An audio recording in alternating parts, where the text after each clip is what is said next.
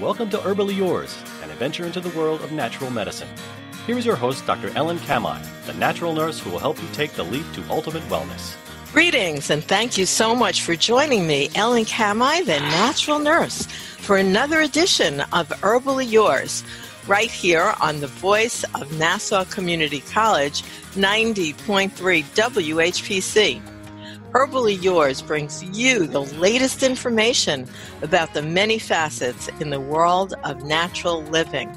Today, I am so pleased to have as our guest Dr. Gary Gruber. Dr. Gruber is formerly a professor of environmental medicine at the University of Bridgeport College of Naturopathic Medicine. He is himself a licensed naturopathic physician and practitioner, and he is recognized as Fairfield County's leading voice in environmental medicine. His private practice is in New Canaan, Connecticut, and he was a graduate of the University of Bridgeport. He has a certification in biological medicine from Paracelsus Clinic and is a certified heart math practitioner. Prior to entering medical school, he had 20 years of business experience as an investment advisor, certified public accountant, and tax manager. Additionally, he was on the board of directors for several community and not-for-profit organizations. He served on the board of directors for the Connecticut Naturopathic Physicians Association and was responsible for communications and outreach. You can find more about Dr. Gruber at sciencemeetsnature.org. That's sciencemeetsnature.org. Thank you so much for joining us today, Dr. Gruber. Well, thank you for having me again. I'm glad to speak with you today. You have a very varied background, going from not just business, but we're talking about a certified public accountant. I have many friends who have that. You don't just get that fooling around. That's a massive undertaking in and of itself.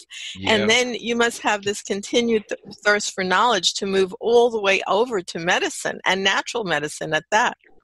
Well, it's interesting. My career was not just in public accounting. It was mostly as a tax planner and then estate planning. And then I moved into investment management. I was managing portfolios for my clients. But things do change. And late in life, I chose to go back to medical school. I always had an interest in natural medicine. That has a lot to do with my relationship to a veterinarian, good friends with Dr. Marty Goldstein. I don't know if you know him, but he is a well-known holistic veterinarian, and he helped me with one of my dogs in the mid-'80s. We were having some problems, and he taught me a lot about natural medicine and how how diet and homeopathy and herbal medicine, chiropractic, acupuncture, he did all of those things way back in the 80s with animals. And he taught me that this was a big area of medicine that could really be explored for people. And so ultimately I made the decision to go back to medical school and concentrate in natural medicine. Well, with your focus in natural and your focus in the environment, I hope that you decide for your next career to move into politics, where you can create some change in the environment, both politically and environmentally. Yeah, I follow politics, but I follow it because I think it's great theater.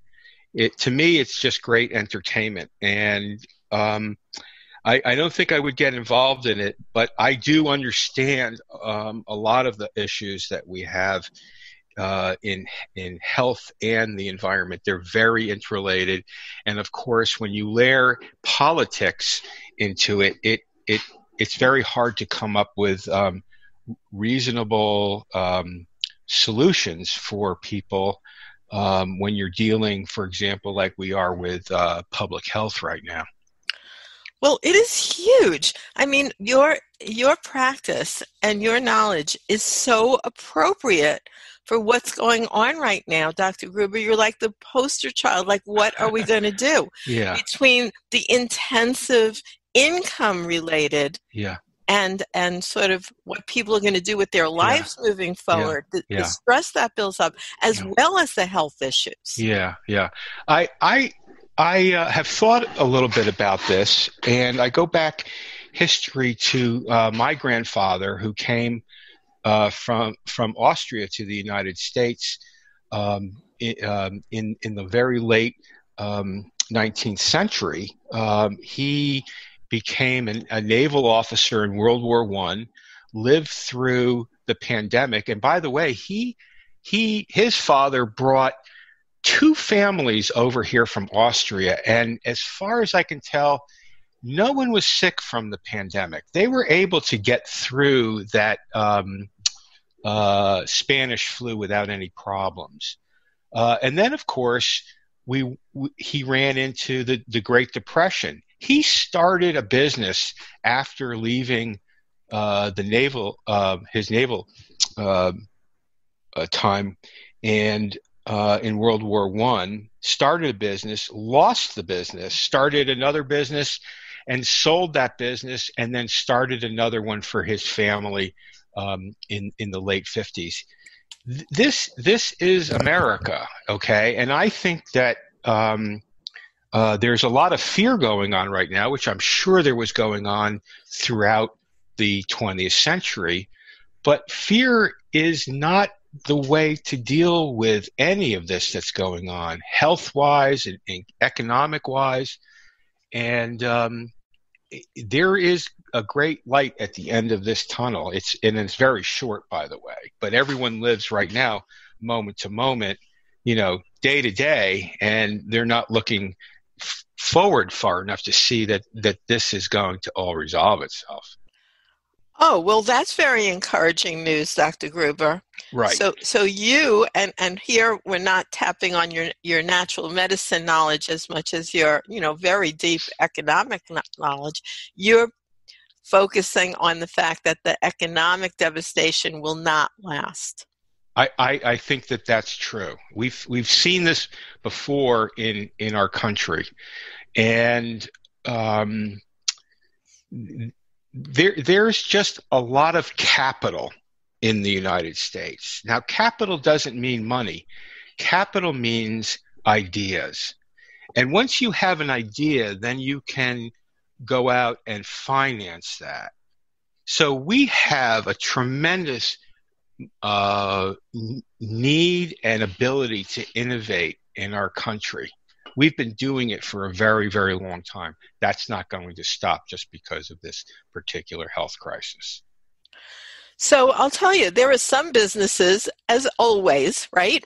And I imagine as an economist a lot more than me, I'm just saying observationally, that some things actually get this opportunity to really shine when other forms are depressed. And I will say, in terms of natural medicine, that I am busier than ever because people want to know how can they protect themselves and their families with natural remedies. And then in the nutraceutical industry where I work, in terms of sales of herbs and supplements, they are skyrocketing to the point where they went to 3 shifts. Right. So, and it's very hard to keep up with inventory. We're running out very quickly. That's the challenge. So very interesting. Yeah, it is very interesting. And of course, some of this has to do with geopolitical relationships. Those are changing so that our supply chains are going to be changing.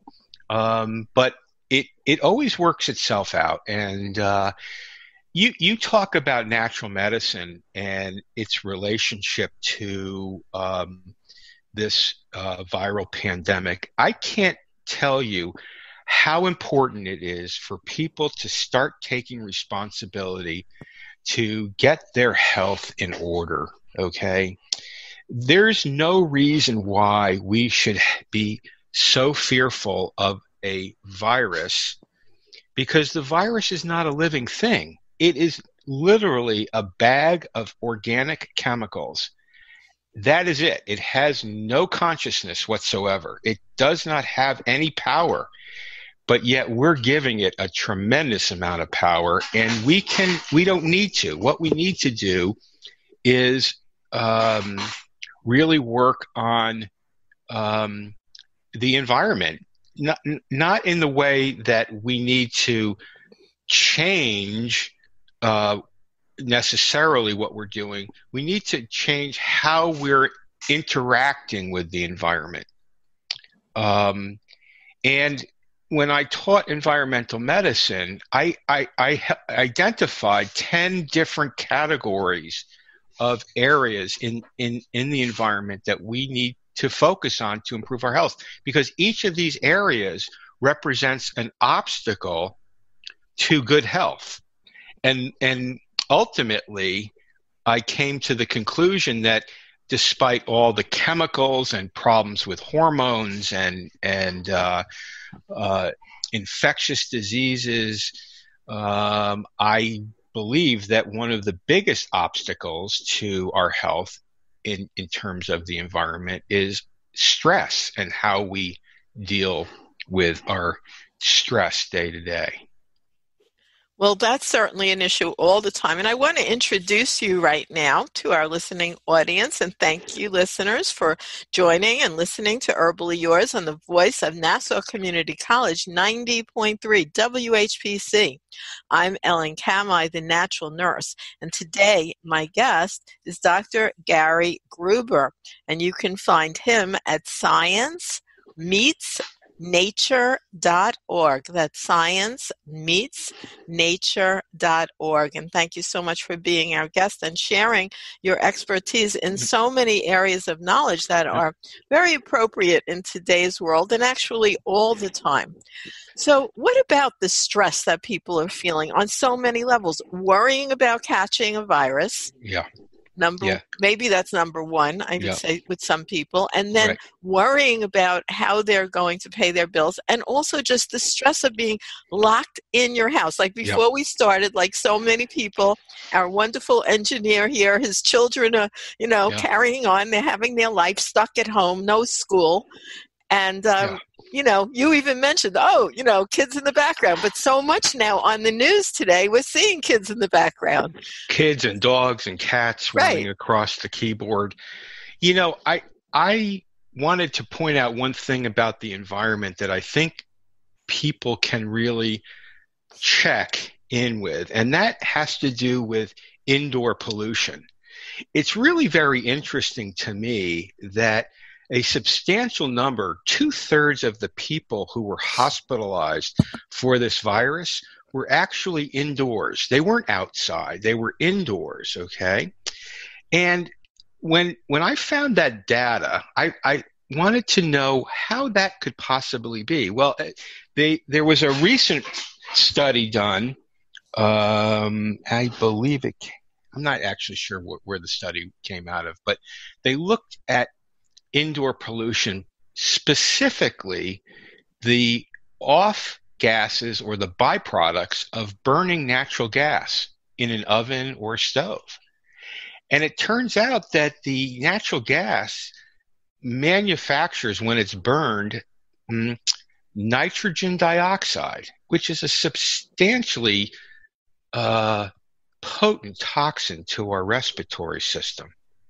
Okay, so imagine people living in apartments where they're being asked to stay indoors and they're cooking, and a lot of people are making food. And at the same time, they're creating a lot of very toxic indoor pollution. So first of all, when you're using natural gas in the home or apartment, you should really make sure you have adequate ventilation. Really, really important. But then environmentally, what we start to think about is what is the total load? What is the total load? And you add on top of the pollution, indoor pollution, things like pesticides and herbicides, and these are pretty potent toxins, and they change our hormones. So your biochemistry is changing. In addition to the toxic absorption of things like nitrogen dioxide. Now, and also you should understand that these chemicals that are absorbed by our body, the only way they get out is by our immune system. Our immune system targets these foreign chemicals and removes them through some very complicated biochemical processes. But so our immune system is really very, very engaged day to day. And now all of a sudden you add on top of that a very contagious virus. So you see in the media that there are a lot of people who really aren't affected by it. But there are some core people, and I believe it has a lot to do with indoor pollution, but we won't know until the studies are done. But I think that might be part of it. Then you add on top of that something that really suppresses the immune system, and that's your own emotions. So we know from, and this is very scientific, this is not, anything other than understanding the normal physiology of a person, that when they make the hormones of cortisol or adrenaline, which these are the alarm reactions to fear, which is worry, or anger, I can't go outside, I can't do the things I want to, or just depression, your brain makes these chemicals. And these chemicals in a not in the short term, but in the near term and long term, they suppress your immune system. They're designed to do that. And so that's compounding the problem right now, is that when we get involved in the cycle of negativity, the cycle of negative emotions, then we suppress our immune system, makes the situation worse. Well, in all your studies, you have actually come up with a particular system of mind-body medicine. And it's very interesting. It's called Heart Strength Therapy. And right. I bet that's something that would be great for someone to have under their belt at this point in time. So what is Heart Strength Therapy? So when I first came out of medical school, I knew that I wanted to have what is called a holistic practice, do holistic therapy, so that we have to take into consideration not just the physical, but also the emotional and the spiritual. In my research and studies coming out of medical school, I came across a system that is very scientific based. It's based on a biomarker that we call heart rate variability. And this system, designed by a number of very smart physiologists, is called heart math. And heart math is the foundation of the part of my practice that deals with emotional management. There were some things that I found that were missing with the heart math. It wasn't just about measuring someone's heart rate variability and then using biofeedback to change your heart rate variability from being incoherent to coherent. That's the whole purpose of the heart math tools, is to make this heart rate variability coherent. But I knew that there were some things missing, and it took me a while to figure it out. But I came across this new method of psychology called positive psychology, and I layered on top of the heart math tools the positive psychology of positive character strengths. So I want people to really, really focus on what's positive in their life, not negative. And with some of the old methods of psychology, it doesn't take you into who you are as a positive person. Whereas positive psychology and using positive character strengths, the core character strengths, you can see that you have very positive strengths that you can recruit in order to make some very positive changes in this cycle of negativity. Human beings tend to have a negative bias. Think about it.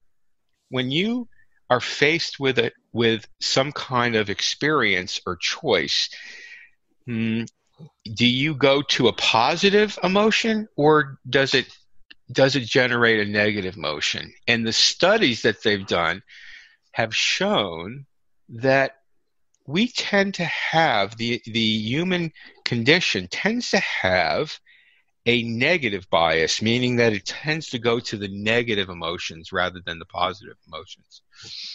So that's really starting the pattern and the cycle all over again that really suppresses your immune system, as I mentioned before. So when I found this really good information from a company called viacharacter.org, VIA character.org, where you can take a very simple survey and they give you your core character strengths right online. And it takes about 10 to 15 minutes to do the survey. You answer some questions. It's very well researched because, of course, as a naturopathic doctor, it's very important to have science-based medicine. And the research is really, really outstanding about these core character strengths. And so what I've done is I've melted these together in a therapy that we can do in the office or we can do online. It's even before the virus, before the lockdown and the quarantine, I was meeting with patients all over the country via telemedicine and doing this kind of consulting, helping people with their breaking the cycle of anxiety and fear and depression, stress, and burnout. These were the things that I was working on over the past few years. Well, those are big things that are appropriate right now, that's for sure. Now, you talk about awareness, resilience, and reprogramming. Right. What do those three terms reflect? So when we do our therapy, the heart strengths therapy, I broke it down into three different segments, because I found in the earlier years when I was doing heart math and helping people with the biofeedback and trying to make a shift in helping them with emotional management, if I did it too quickly, if I gave them too much information, that was not helpful. So I broke it down into stages, and each stage builds on the other. So the first stage is awareness. And what we want to accomplish right there is to make sure that people are aware of their emotions. Many times people go throughout the day and they're not even aware that they're having emotions. So how do we make people aware of their emotions? We have them check in periodically and just make sure that they're breathing. And the more you pay attention to your breath throughout the day, the more you can become aware of your underlying emotions. They just go together. Here's an example. People come into the office and I do a baseline heart rate variability. And when I'm doing this, they're hooked up to the computer. The computer is monitoring their heart rate. The computer converts that information into the heart rate variability, the way the heart speeds up and slows down. But I'm watching them very carefully on how they're breathing. And I can tell you, based on my charts, 85 to 90% of the people who come in here with chronic conditions either breathe very shallow or hold their breath. So one of the most important things that we have to teach people to have good health is to breathe. And I have to say, it's so interesting that even the Wall Street Journal wrote an article over the weekend about this. Okay. One of their correspondence, wrote an article. He's writing a book about breathing. And one of my patients shared that article with me. This is becoming mainstream, this awareness of the breath and then the awareness of the emotions. Now, once we are aware of the emotions, we go to the next level, and that's building resilience. So we know that we go from one stressor to the next. We wake up in the morning, we exercise, we're on our way to work, someone cuts us off in traffic. We're stuck at a stoplight and we have an important meeting to go to. We are trying to clear our desk and get everything ready for the week, and we have, a quarantine, and now we have to completely rearrange our life in order to do our work. These are all stressors. And we go from moment to moment with all these stressors. We don't live we don't live in heaven. We live in a hostile environment. That's the world. That's the earth. And so we have to survive. And so we go from one stressor to the next, whether it's physical or emotional or spiritual. We just keep moving through all of this. If we don't deal with our emotions and manage them, we get into cycles of chronic stress. And I talk about it with patients, and I have it on my website, that it's like the bear is chasing you through the woods, but it's constant. So what we need to do is we need to figure out how we can make our heart rate variability coherent so that when we come to a stressor, we can reset it very quickly. And that's what I call building resilience. Well, you know what, Doctor? I'm gonna stop you there, because believe it or not, we're almost out of time. But you've said some really intense kernels there, such as we can learn to change these parameters that increase stress in our body and cause really breakdown in our mind and our body, and that there are techniques we can learn. So as we go off, just send a shout out of where people can find you and the best way to proceed. So I'm in my office in New Canaan, and we're open, and we can see patients. I've always had a spacing between patients, so it's never a problem. We also do telemedicine. The best way to communicate with me is either by email, and that's on the website, or call the office, and they'll get a message to me right away, and we'll schedule an appointment. I always speak with patients, new patients, for 10 minutes. I want to make sure that there's a good fit between what I do and what their needs are. So that 10 minutes, we try to figure out if we can work together. And if we can, then we schedule an appointment. Well, thank you so much, Dr. Gruber. And you can find him at sciencemeetsnature.org. And this show, like all our shows, will be posted on our podcast webpage. And thank you so much for tuning into Herbally Yours, produced right here and somewhere else sometimes nowadays in the studios of 90.3 WHPC, Nassau Community College, Garden City, New York. For further information, email whpc@ncc.edu. This is your host, Ellen Kamai at naturalnurse.com, inviting you to join us next week for another edition of Herbally Yours. Until then, stay healthy.